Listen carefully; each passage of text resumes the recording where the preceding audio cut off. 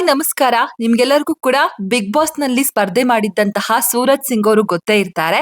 Big ಬಾಸ್ಗೆ ಬಂದ ನಂತರ ಸೂರಜ್ ಅವರ ಲಕ್ ಬದಲಾಗಿದೆ ಅಂತಾನೆ ಹೇಳಬಹುದು.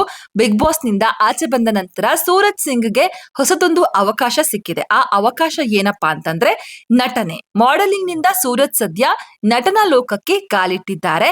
ಫಸ್ಟ್ ಟೈಮ್ ನಟನೆ ಮಾಡಿ ಅಭಿಮಾನಿಗಳ ಮನಸ್ಸನ್ನು ಕೂಡ ಗೆದ್ದಿದ್ದಾರೆ.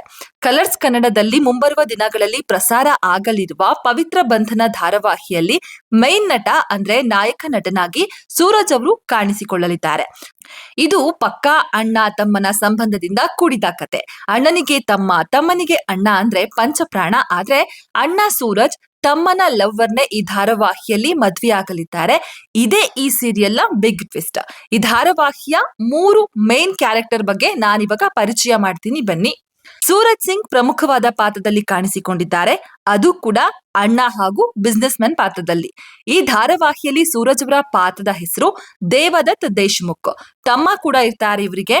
ತಮ್ಮನ ಹೆಸರು ತಿಲಕ್ ದೇಶ್ಮುಖ್ ಪಾತ್ರ ಮಾಡುತ್ತಿರುವ ನಟನ ನಿಜವಾದ ಹೆಸರು ಯಶಸ್ ಗೌಡ. ಇವರು ಹೊಸ ಮುಖ ಅಂತ ಅನ್ಸುತ್ತೆ.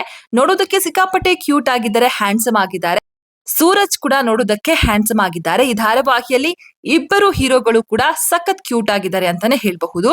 ಈ ಧಾರಾವಾಹಿಯ ನಟಿ ಯಾರು ಅಂತ ನೋಡೋದಾದ್ರೆ ಇವರು ಬೃಂದಾವನ ಹಾಗೂ ದಾಸಪುರಂದರ ಧಾರಾವಾಹಿಯಲ್ಲಿ ನಾಯಕಿಯಾಗಿ ಕಾಣಿಸಿಕೊಂಡಿದ್ದಂತಹ ಅಮೂಲ್ಯ ಅವರು. ಇವರು ಪವಿತ್ರ ಪಾತ್ರದಲ್ಲಿ ಕಾಣಿಸಿಕೊಂಡಿದ್ದಾರೆ. ಸದ್ಯ ಬಿಗ್ ಬಾಸ್ ಮನೆಯಲ್ಲಿ ಸೂರಜ್ ಆಟ ನೋಡಿ, ನಡತೆ ನೋಡಿ ಎಲ್ಲ ಅಭಿಮಾನಿಗಳು ಕೂಡ ಮೆಚ್ಕೊಂಡಿದ್ರು. ಈ ಧಾರಾವಾಹಿಯನ್ನು ಸಹ ಸೂರಜ್ಗಾಗಿ ನೋಡ್ತೀವಿ ಅಂತಿದ್ದಾರೆ ಸೂರಜ್ ಅವರ ಅಭಿಮಾನಿಗಳು. ಒಟ್ನಲ್ಲಿ ಬಿಗ್ ಬಾಸ್ ಆಫರ್ ನಂತರ ಸೂರಜ್ಗೆ ಲಕ್ ಬದಲಾಯಿತು ಅನ್ನೋದ್ರಲ್ಲಿ